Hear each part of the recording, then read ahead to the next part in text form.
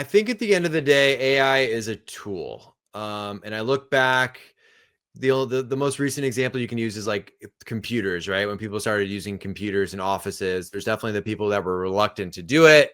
Their jobs are pretty irrelevant in the short amount of time, right? So like I think when you look at AI and tools, you can basically create your job function. You're basically become Oz, right? Like you're kind of sitting behind the screen, pulling levers, making sure like what's going out there in the world is what you want to go out there in the world. And I think the people that embrace that, understand that, and run with that are going to see the promotions, starting their own companies.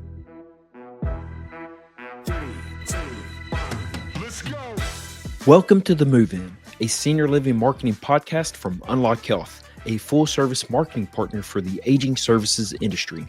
Join us for candid conversations exploring the latest marketing strategies with the senior living community leaders and innovative solution partners who are moving our industry forward.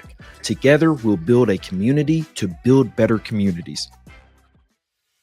If you could hire 3 invisible employees tomorrow, one to run your podcast, one to prep every sales call, and one to write in your exact voice, what would you have them do first? Hello, I'm Larry Williams, and welcome to the Move-In Senior Living Marketing, powered by Unlock Health. Now imagine those invisible employees aren't people at all, but AI agents, custom built to handle the busy work, streamline your process, and free you up to be more human in your work. That's exactly what my guest today, Matt Reiners, Chief Growth Officer at Parasol Alliance, has been doing. In this episode, Matt shares how he is using AI assistants, affectionately named Peter, Sally, and Matt GPT, to take on podcast production, sales prep, and personal branding. Together, we'll explore how these tools work and why they matter, and how they can help you automate the mundane so you can elevate the meaningful. Here's what we discussed in today's conversation. First, how to put AI agents to practical use in your day-to-day work. Second, ways to balance AI efficiency with your authentic human voice. And third, how to overcome imposter syndrome while sharing more openly and confidently. So let's jump into it. All right, we're on the Move-In Senior Living Marketing. I have a good friend of mine, Matt Reiners. Matt is an advocate in the space, a thought leader, an influencer, and an all-around good guy. So he's someone I always learn from, and I'm sure this conversation will be no different. So Matt, welcome to the program. Larry, always a honor and a privilege to hang out with you. And I just love your accent so much. So any time spent with you is time well spent. Well, I'll say this. I'm super jealous of your voice. I've heard you speak a number of times. I'm like, man, I wish I had that Matt Reiners speaking voice. So I'm jealous of what you bring to the table here. So hey, Matt is the Chief Growth Officer at Parasol Alliance. And before going any further, Matt, tell us what Parasol Alliance does. Yeah, Parasol Alliance is for senior living by senior living. We're essentially at our core outsourced IT, helping solely senior living communities be proactive in their technology adoption. And we're owned by 5 not-for-profit senior living communities in the Chicago, Wisconsin area. Awesome. And you said technology. And so I lean on you for technology advice. You always have great social media posts, specifically on LinkedIn. But I feel like this the technology side that I always reach out to you for this guidance. And today's no different. So as we've gotten this podcast started, I reached out to you a few times like, hey, let's get you on the podcast. Whatever you want to speak about, I'm all in. And so I was really fortunate that you let me know that AI agents is what you would like to discuss. And you gave me just a little sneak peek of that before we hit the record button. And so I'm really glad that you offered to speak about this topic because I was already jotting down notes about things I can take into my professional life. So thanks again for joining us today, Matt. Hey, super excited to jump into it, Larry. I think there's a lot of good learnings, and I hope to give some people some good takeaways too, because I feel like when people talk about AI, it's so high level that it's going to change the game. So I always love to give like little tidbits and snippets that people can actually take and run with and make their own. Yeah, and that's what it's funny you say that because I spoke with Jenny Bost recently about how to take these big, overreaching AI thoughts and say, okay, but how can we use this on a day-to-day platform. What can we do now that's going to really leverage AI to help us again be more human instead of going about it the hard way. We have technology to help us with this, and it's funny that when you said AI agents, my mind went in a different direction. And then speaking with you before this conversation, I was like, oh no, this is completely different. So before we go any further, I'm curious to get your definition of what an AI agent is.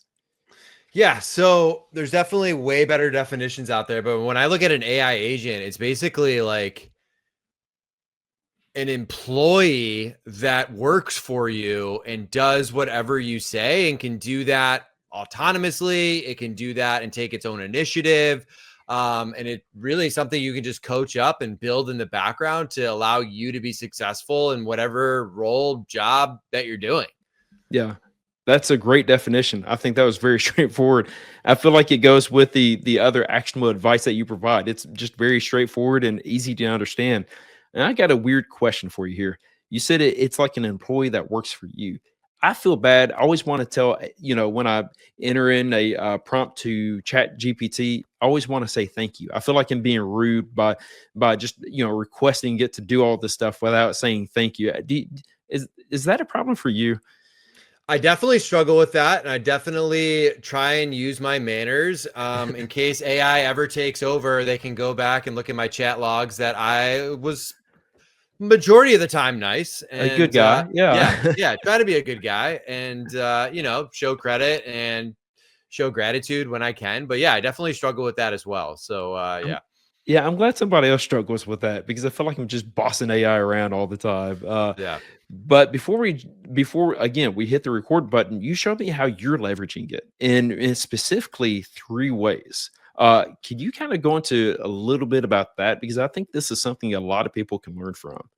Yeah, of course. So right now, and this is constantly changing and evolving. Right now, I've got 3 AI specific agents that I work with on a daily basis, and I've given them names too. We've got Peter, who is the podcast production assistant, and he helps me with everything and anything related to my podcast. So whether it's generating questions, generating titles, generating show notes, generating LinkedIn posts specific to that. I've built in the background basically kind of the workflow that we go through and then what inputs I need to put so he can spit me exactly what I need when I need it. So that's Peter. And then I also have Sally, the sales assistant, and she's basically helping me with pre-call research, helping to summarize CRM notes, generating follow-up emails, generating cold outbound that's somewhat personalized to individuals that hit specific lead indicators for us, and pretty much doing everything and anything related to that. And then I've got what I've been calling Matt GPT, which is anybody heard me talk. I've definitely talked about Matt GPT a lot. Matt GPT used to be everything and anything, but I've kind of scaled him back to solely just be about personal branding, thought leadership, and a content coach. And so really helps with some of the LinkedIn voice stuff, help with some of the other writing that I've done or some of the other stuff that I put out into the world. And really have just built up the background with him to kind of summarize my voice, kind of how I want to be shown to the world, and then kind of put together some content pillars. So always going back and forth to fine tune my posts, make sure that they sound the best that I can make them sound. And between Peter, Sally, and Matt GPT, I do like to give them PTO at times, so they're not working 24/7. But that's kind of where I'm working with them right now at the present moment. So Between just being polite and then giving the AI agents PTO, I think you're definitely on their good side. So I think you have that going for you at this point. thank you. Thank you. So let me ask you this: is it safe to assume you started with the Matt GPT and then added on, whether it's with the Sally, the sales assistant, and then the podcast assistant? Yeah, so I started with Matt GPT, and my running joke with that was just like it was me, but way smarter, and I had a full head of hair, which actually in the image it does have a full head of hair for the person. But when I started doing more research around agents and like what it could potentially look like, and basically what an agent right now for me is just a custom GPT. I pay $20 to OpenAI, so the Chat GPT. Anybody can go create their own custom GPT. If you have that, there's other videos out there. It's like a 30-second process. And then from there, what I kind of like was reading and then talking to my friend Rachel Keller is like, there's a huge opportunity to just have like specific custom GPTs that I'm the only person that has access to really just do what I needed to do. And I wanted to get it to a level of customization for each to help me with the different facets of my job and my career that take up a lot of time, and just really trying to coach them up to be specific to those specific job functions. Yeah, and you mentioned the customization. What about like how does that work? Are there prompts you add to this, or what's that process look like to make sure it's customized to Matt Reiner's voice? You know, how you produce content, what's your thoughts? Really all of that information. Yeah, great question. So there is a specific process you would want to set up. So for as you're like configuring the custom GPT, there is a set of instructions that you can give it. And it's funny, like I did not write those cold. I worked with ChatGPT to kind of figure out what that would be. And then with like specifically with Matt GPT, and I'm trying to pull it up right now. I filled out a Matt brand guide ahead of time, and I'll kind of run you through the different parts of that. So who I am, right? My name, title, target audience, some of my business goals, professional and personal goals, some of the brand pillars. So what do I want to write about? So senior living, innovation and technology, personal branding and thought leadership, work-life balance and personal growth, future of healthcare and aging, culture and leadership and senior living. What's my tone and style? I was able to figure that out by basically exporting every single LinkedIn message I've ever sent. So I was able to identify like kind of my tonality, and my voice and my style with that. So, and then in that too, I can like tell them, avoid corporate speak, avoid fluff, avoid the infamous M dash that everybody sees in their post, right? Yeah. And then, what's kind of the positioning line? What's my LinkedIn bio? What are my content goals? Example posts that I like that I've made in the past. And I basically just looking at my top 50 from the last 90 days, which you can easily export. And then just any like signature phrases or formats that I want to use. And so I kind of built that into the knowledge base behind the scenes. So it's kind of given that framework of like any posting that I want to do into the future is kind of custom built for how I want it to be presented to the world. That's incredible. So when did you get that set up? Like, is this in the recent future? Is this last year? When was that? So Matt GPT at its core, who's doing like everything and anything. So I'd run podcasts through that, Mhm. sales stuff through that. I've been probably working with that, I don't know, gosh, year and a half now. It's Okay. definitely been some time in terms of like just making the specific GPT's agents within the last month. Um, Okay. yeah, I was inspired after I heard Rachel Keller shared that she had created a custom chat GPT to help her with her fashion choices. So she was like able, and we had a whole episode about that, but she like figured out her skin tone, uploaded a picture of every piece of outfit she has. So now when she's shopping, she can just take a picture, put it in that GPT and said like, will this look good on me? And then kind of get an information back about it. And I think it's a good way, like just that it's a good way to illustrate how just can make life easier. Like take out some of those choices. And you mentioned the content creation. I always tell everybody if you run a prompt, if you need some guidance, don't take it verbatim. Put it in Right. your voice. But I'd say having this custom GPT gets you a lot further down the road, and then you can take that information and really I'd say customize it even more before you leverage that content, whether it's on LinkedIn or other places. For sure. And I always like to use an example, right? Like if it takes you, let's just use round numbers, 10 minutes to write an original post by yourself, not using ChatGPT, like you'll still want to take that first minute to kind of figure out like what you want to write about, right? Jotting a couple of different lines, putting that into a prompt, whether like finish this thought or kind of give it some other ideas. That minute 2 to 9 is now 5 seconds, Yeah, right? So for sure. you still want to have, it gets you like 80, 90% of the way there. So you still want to have that human eyes and human element and making sure it's what you're saying and what you want to put out there. But if you can now take a 10-minute process down to 2 minutes, right? And just look for other opportunities across your daily to-dos, like that's where the future of work is going. And the people that embrace that and use that as a tool, I do believe will be the ones that set themselves up for success in the short, mid, and long term. Yeah, I agree. And one thing that I like to do is tell it once I get it, down to this level is, like narrow that even further is to say optimize it for best engagement, or, Mhm. just I want to condense it so we know it's going to work well on LinkedIn. And I'm not sure if you have any best practices that you can share, especially when we're like, based on content going on LinkedIn.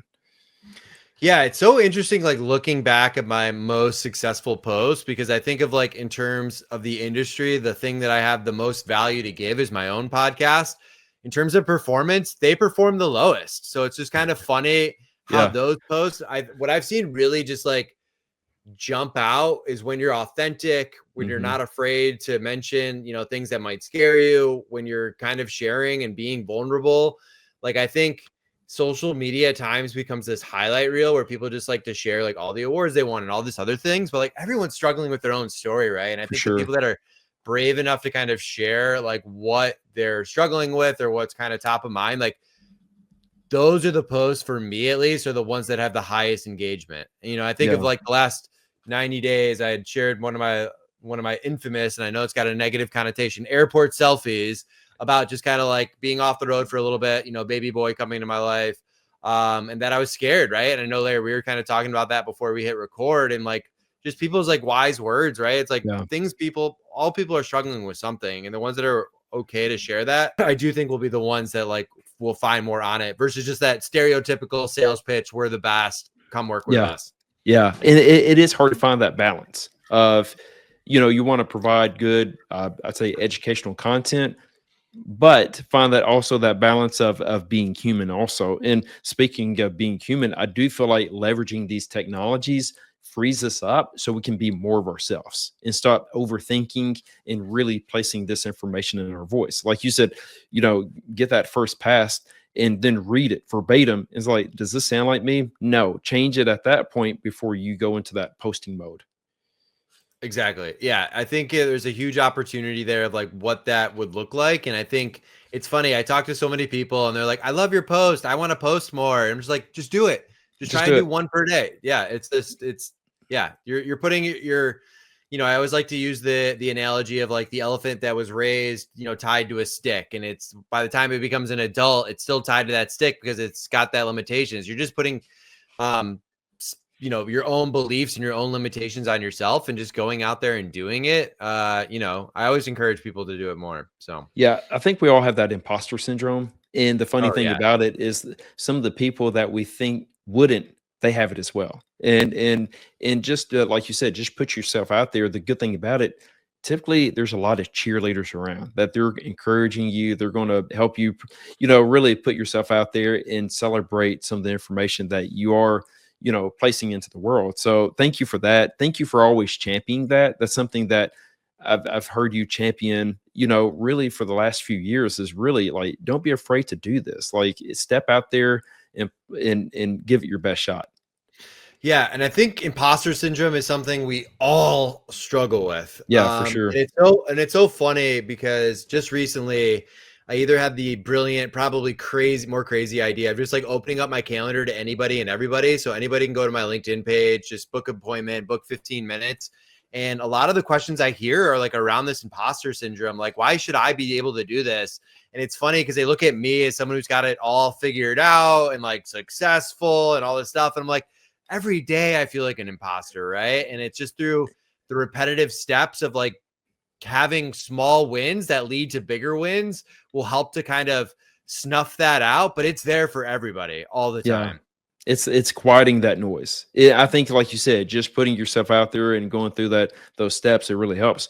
And I'm not sure if you remember this conversation, but we connected. I think it was probably May, and I mentioned about how much I enjoy hearing you speak at conferences, and I told you how much I want to strive to be as good as you are in front of on the microphone, and I told you how nervous I get. You're like, dude, I'm nervous all the time when it goes to speaking, and that blew my mind in a weird way. It made me feel a lot better. And so to hear you say that you even struggle with that, man, it just again it makes us more human and understand that we're all dealing with imposter syndrome at some form or some level. Yeah, it's always a fun exercise. Before I go on and speak, I'll look down on my Apple Watch and see where my heart rate's at, and I'm in the cardio zone every time. And people are like, "You're so calm." I'm like, "I am silently freaking out." But I get that. I also tell people too, like, you wouldn't be nervous if you didn't care, right? Like, you Yeah, should for be sure. nervous. Like, that's normal. Like, you should do that, and then just start to tell yourself that feeling of nervousness, anxiety, just tell yourself it's excitement too. It's all the Yeah. same, does the same things to your body, right? Increased heart rate, mind racing, palm sweating, right? It's all the same stuff. Yeah, no, and you said that about the excitement, and I appreciate that those words of advice. You always have so much good feedback to share with everybody, and I appreciate that. Going back to the AI agent conversation, okay, so you got Matt GPT set up. What came next? Was it the sales assistant or the podcast? I'd say podcast assistant. I'm not sure if I'm saying that correctly. Yeah, so I did theoretically build the podcast assistant first, but I had that more laid out of like what I needed to do on a consistent basis, and it's pretty slick now. Of like, because like what I'll do is after I interview someone, I'll just export the transcript from the platform that I use, upload it there, and it goes through its series of steps that it knows. So first thing, we got to figure out a title. It'll give me 5 options. I'll pick which one I want. From there, it will then go generate the show notes. I'll agree on the show notes. And then from there, it will get me like the LinkedIn verbiage for me to post about it. And then it just kind of runs through that process.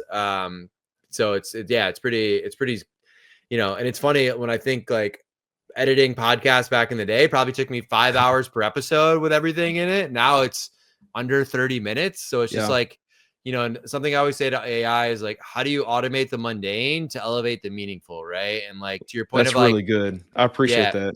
yeah, like using AI to be more human. I do think like that's the key. Like we all kind of, get dealt some of this like BS stuff that we need to deal with in the background, like the admin side, I would say. And like whatever you can do to, you might not be able to automate it, but if you can cut 10 minutes down to 1 minute, 2 minutes, that's time saved. And now you can go focus on like what's actually providing value or like, what you actually want to spend your time on.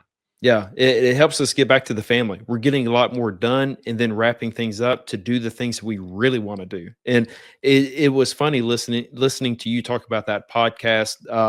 I'd say production effort and how I do the same thing, which is you want to take that transcript, you pull out episode titles, pull out notes, and use that so it takes those steps. I'm same like you. The first few episodes it was really tough. I'd go through the listen to the episode, take all these notes, think about and get writer's block. Well, now I just leverage chat just to pull this information up a lot faster, and at times it's a lot better. Now again, I don't use the verbatim at times. I put it in my own voice, and I think that's the important part. But even you leveraging that, you took it to another level and made it a custom GPT. And so I appreciate you adding that information. For sure. And I think too is like part of it, right? It's not just set it and forget it. You got to like constantly be updating it. Like in a good example here is like I had to generate the show notes and with that timestamps, then I'm listening through and I'm like, oh wait, it doesn't include the minute that I have for the intro. So like in my now product, like in the instructions, when you're doing the timestamp, please add 1 minute to all time to take account for the introduction that you're not seeing, right? So it's just like, how do you constantly do that? And when I think about AI too, and I'm definitely stealing this from an Instagram reel I saw earlier. He was talking about more about his own personal life, but like when you look at work, it's kind of like 3 work, personal life, whatever, right? 3 buckets: the must do's, the should do's, the wanna do's. It's the should do's where you can like really try and like get AI to like become hyper efficient to making sure that you're doing that, right? Like listening through, getting all those notes, right? Like you should do that, but now you can just use the AI to like kind of do that for you, right? So Yeah. And one thing that I'm making note of is, people get scared about AI, and we joked around AI taking over and everything. But I'd say right now and going forward, I feel like the future is more human. We're going to have these technology, like this technology that's going to make things more efficient, and we can connect in a quicker level and connect in ways that we've never had before. But nothing can beat that human to human element. And I think that's where, you and I initially met at a conference and continue to meet with the same group of people, and you become friends. And we talk about families. We're talking about, some of those, the more having more meaningful conversations. And I do feel like the future is more human. If you can transition from the technology so you can be more human, I think that's going to be the winning formula going into the future. Exactly. I think it's, again, I go back to the automating the mundane, some of that BS stuff you got to deal with so you can be more human, right? Like I look at presentations where I'm the human there is how I speak to the audience, how I show up, how I'm being present. And me being human, working on that presentation for 20 hours in the background, maybe, but now I can use AI to like turn that 20 hours into 2 hours and I can focus more on like being that human and that, that personality. Yeah, no, that's good stuff. Thanks for adding that. Switching over to the sales assistant, I think we all need that sales assistant in our life. Can you go into a little bit more detail of how you leverage that in your sales efforts? Because I think there's a lot to unpack on this side as well. Yeah. So I think from the sales assistant side, there's a lot of opportunity. And I think using AI and using a sales assistant, you also have to be in this growth mentality mindset, right? So, like a good example on that, you can, everyone's got an AI recorder meeting bot now. You should too, to keep notes. But what you can do, right? So, here's a good example of just like being in this growth mentality. Export the transcript, put it into the sales bot that's now coached up on like best practices, how to run the best discovery call, and ask for feedback. Say, hey, you are a sales coach in this scenario. I want you to review this transcript. Where could I have asked a better question? Where could I like kind of miss the ball? Right. And just like getting in this approach of like trying to become a better version, more human version of yourself. Right. So that's one way to use it. Another way that I'll use it is doing like all my pre-call research. Right. Of course, I remember going to these websites and figuring out where all their communities are, what levels of care that they have, what awards that they've won, what's their mission statement, what's their vision statement, what are their values. Now I can just coach up my my AI bot to basically tell it to go find all that information, give examples of where to find it, and say, "Hey, discovery call prep for this website." Boom, gives me everything I need there. It shares recent news articles about them. So I'm going in again, all the should do's, right? I think a lot of people make the case those are things you must do before a big call, but now it's giving you all that information right there and then. And then I Yeah. think too is like you're looking at lead triggers. You know, every company's lead triggers are different, right? For us, it's typically a new C-suite going in, kind of wants to get a lay of the land of what the technology is there today and how can they be more futuristic and ensuring they're adopting the right technology. So C-suite changes are huge, right? So like right now I can just put in a website that I know that has it. Where I'm kind of looking in the like more short to midterm of like the future is using something like Zapier, using some of these built-in APIs where it's synced to LinkedIn Sales Nav. I've got my target accounts in there, C-suite change, boom, puts it into the agent. The agent does his research, generates personalized emails that can be sent. I'll still have the once over looking at it, but it's basically writing my personalized email outreach to then start a conversation with somebody from there. So much to unpack there, Matt. I appreciate it. That's incredible. And I'm going to go back to the beginning where you're having it really do the research for you. And being in sales, the research part is critical, is to go in and understand and learn and grow so you can be the best representative you can be. And this will allow you to actually review it, spend time digging into it instead of going in and searching for all of this information. And so it just prepares you that way. Something else I think is really important is, salespeople always struggle with getting the information into CRMs, right? And so that I found that having these meeting transcripts, we can get a summary, the action items, and get all this information to make that next step a lot easier. And that makes everyone happy, just to have this information and really a transparent center of information so everyone could be on the same page. I think that's a big part as well, because it is hard to get salespeople at the end of the day to go type all this information out. But if you can run that transcript, copy and paste, place it in the CRM so you can prepare for the next steps, that's a win. Oh, exactly. And so that's something I'll do too. So I've got Sally built to kind of like based on the framework that I want within the CRM, upload a transcript, provide CRM notes. Boom, exactly how I want it. consistent every time, can get that into where I need to get it. And, and then I'll take it a step further and be like, based on this transcript, can you please write a follow-up email? I plan to include proposal X, proposal Y. And again, I look through it, be like, that doesn't make sense. This doesn't make sense. And then, taking out what doesn't make sense. Because sometimes AI hallucinations are real. I definitely have seen scenarios where it will mention something and I'm like, I never said that, or they definitely never said that. So it's like, it's checks and balance. It's a constant battle of checks and balances. So it's like, it's like an employee, right? Like you want to trust, but verify. And you got to make sure that you're verifying as you continue to work with some of these AI agents and what that could look like. For sure. And the verifying doesn't take near as long as typing all that out if you had to go that route. So again, you're taking something that would have taken 45 minutes down to a minute and a half. Right. And so I think that's the big win there. What do you see the future is? Like just really as we leverage as just professionals AI, and whether it's with podcast, content creation, personal branding, do you have a sense of where this is going, at least in the short term? Yeah. So I think at the end of the day, AI is a tool. And I look back, the most recent example you can use is like computers, right? When people started using computers in offices, there's definitely the people that were reluctant to do it. Their jobs are pretty irrelevant in the short amount of time, right? So like, I think when you look at AI and tools, you can basically create your job function. You're basically become Oz, right? Like you're kind of sitting behind the screen, pulling levers, making sure like what's going out there in the world is what you want to go out there in the world. And I think the people that embrace that, understand that, and run with that are going to see the promotions, starting their own companies, right? Like I think back when I've started, helped start 2 previous companies, I wish I had access to the tools today, right? Just in terms of like what it can do and what it can spit out. So, I do think in the short term, the people that embrace it, understand it, run with it, just know you don't need to be an AI. It's funny, people call me an AI expert on the conference circular. I am not an AI expert. I am just figuring it out, being AI curious and just trying to AI learn as I curious. go.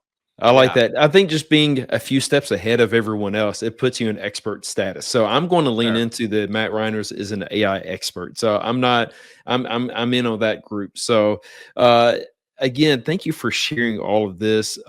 You were very open with all of your insights and your knowledge. And again, I think the community really appreciates you for that.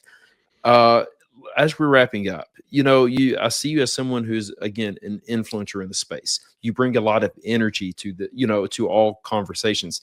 Curious to like think about what you bring to the table. What inspires you, Matt? And I say that more professionally. What inspires you? What keeps you thinking? Okay, what's that next best thing? What is that next step? I think at its core, imposter syndrome, really. Yeah, I get that. I think it's the fear of failure for sure. I think it's Mhm. the fear of letting people down. I think that's just like the constant push, right? Trying to be the best husband, best dad that I can be. And like, trying to emulate what I want my daughter and future son to be. I think that's a big piece of it. So I think that continues to push me forward.